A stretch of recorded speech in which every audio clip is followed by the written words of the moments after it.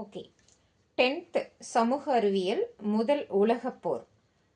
முதல் உலகப் போர் ஏன் ஏற்படுது? இதற்கான காரணங்கள் என்ன? அதனுடைய தாக்கங்கள் என்ன? விளைவுகள் என்ன? அந்த போர் எப்போ முடிவடைஞ்சது? அதுக்கப்புறம் அமைதி மாநாடு, அமைதி ஒப்பந்தம் எப்போ ஏற்பட்டது? இது சார்ந்து தான் இந்த பகுதி, அதாவது முதல் உலகப் போர் அப்படிங்கிற சமூக அறிவியல் பாடத்திட்டம் நமக்கு வைக்கப்பட்டுள்ளது. அந்த முதல் உலகப் போரில் நான் எப்பவுமே சொல்கிற மாதிரி அறிவியலை புரிஞ்சு படிக்கணும். அதே மாதிரி வரலாறு ஆசையோட ரொம்ப மகிழ்ச்சியாக நமக்கு பிடிச்ச மாதிரி படிக்கணும். அப்போ தான் வரலாறு நமக்கு நல்ல மார்க் வாங்கிறதுக்கான ஒரு சப்ஜெக்டாக அமையும். ஓகே, அதை எப்படி நமக்கு பிடிச்ச மாதிரி படிக்கிறது அப்படின்னா அதே வேர்ட்ஸு தான்.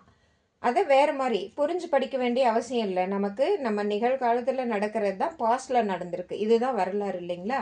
அதனால் அந்த வேர்ட்ஸை மட்டும் நம்ம தெரிஞ்சுக்கிட்டா போதும், நமக்கே புரிய வரும்.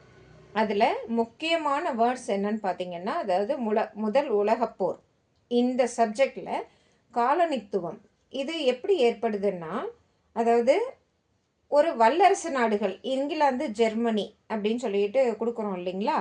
அதில் ஐரோப்பாவிலேருந்து தான் இந்த வல்லரசு நாடுகள்லாம் உருவாகுது. ஏன் உருவாகுதுன்னு கேட்டிங்கன்னா, அவங்க உலக நாடுகள் அந்த நாடுகளை எல்லாம் விட இவங்க கொஞ்சம் மெஜாரிட்டியில் இருக்காங்க. அதாவது தொழில்துறையிலும் சரி, உற்பத்தி செய்கிறதுலையும் சரி, பொருட்களை உற்பத்தி செய்கிறதுலையும் சரி.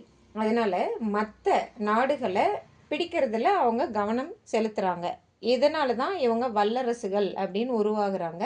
எப்போன்னா 1914 இங்கிலாந்து அண்டு ஜெர்மனி இரண்டும் பகை நாடுகளாகின்றன. எந்த நாடை யார் பிடிக்கிறது, பிடிச்சு முதலாளித்துவத்தை ஏற்படுத்தி அது வல்லரசு அப்படின்னு சொல்லிட்டு காட்டிக்கணும். அதாவது இந்த வல்லரசு நாடுகள் தங்களை நிலைநிறுத்திக்கிறதுக்காக மற்ற நாடுகளை பிடிப்பது தான் காலனித்துவம். இப்போ புரியுதுங்களா? நம்ம நாட்டை கூட இங்கிலாந்து 200 ஆண்டுகளாக ஆட்சி புரிந்தாங்க, பிடிச்சு வச்சுருந்தாங்க. அதுக்கு பேர் காலனித்துவம். இந்த மாதிரி இங்கிலாந்தும் ஜெர்மனியும் நிறைய நாடுகளை பிடிச்சு வச்சுருந்தாங்க. அதன் மூலயமா இங்கிலாந்துக்கும் ஜெர்மனிக்கும் 1914 போர் ஏற்பட்டது. இங்கிலாந்து கூட சேர்ந்த நாடுகள் நேச நாடுகள், ஜெர்மனி கூட சேர்ந்த நேச நாடுகள். இதுதான் முதல் உலகப் போருக்கான அறிகுறி. அதற்கான காரணம் காலனித்துவம். அதாவது அந்த காலனித்துவம்ங்கிறது பொருட்களை உற்பத்தி செய்து அவங்க முதலாளித்துவம் அடையணும், அவங்க தான் பெரிய நாடுன்னு காமிச்சிக்கணும் அப்படிங்கிறதுக்காக ஏற்பட்டது தான் முதல் உலகப் போர். தேங்க்யூ.